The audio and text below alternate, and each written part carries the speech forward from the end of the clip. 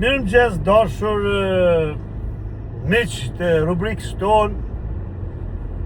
Thash të flasim pak për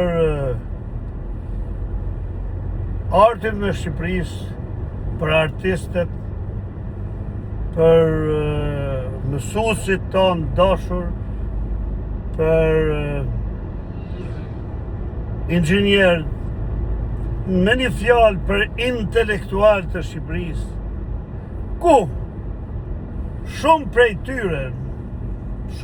tyre nga pa e gjetur vetën në Shqipëri nga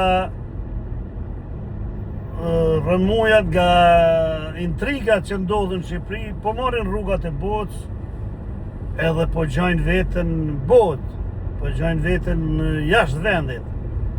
Po i fjalë e ime është që ne duhet t'i ruajmë këta intelektual tanë, jo ti bojmë të largohen të dëshpruar, të largohen të pa shpresë nga vendi i tyre. Pa, kjo është një plagë e madhe që pe brejnë inteligjencën shqiptare, po i brejnë intelektual, po i nryllë ata intelektual shqiptar, po ngelin pak.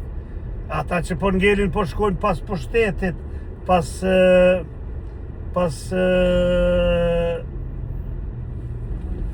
si më të thonë, pas interesave tyre, e nuk po kulumgojnë aq sa duhet për të ardhmen e Shqipërisë, për vendin ton, për rindërtimin, për rikëmbjen, për forcimin e demokracisë në Shqipëri. Pra kjo është gjëna, është një plagë e pashërueshme nëse shteti i jonë nuk merr masa për intelektual tanë.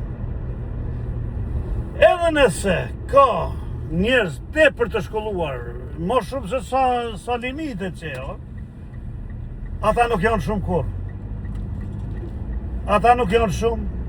Ata duhet të jenë, duhet të vazhdojnë të punojnë për vendin tonë. Edhe nëse janë pa punë, shteti duhet t'ja sigurojnë një asistencë shumë të mirë, që ata të ngelen aty, të mos ikin nga vendi jonë.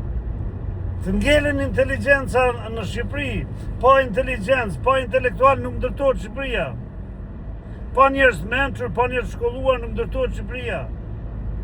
Pa inxhinier, pa mësues, pa pedagog universitetesh, pa artist të kinemave, pa pilot, pa shurë, si ka mundësi të ndërtohet një shtet.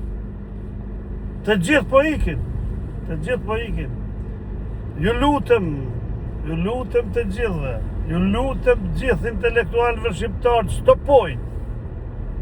Mos marrin rrugat e botës, mos shkojnë në vendet e botës, të shfrytëzojnë mendjen e tyre për diçka tjetër e jo për vendin e vet. Ju faleminderit.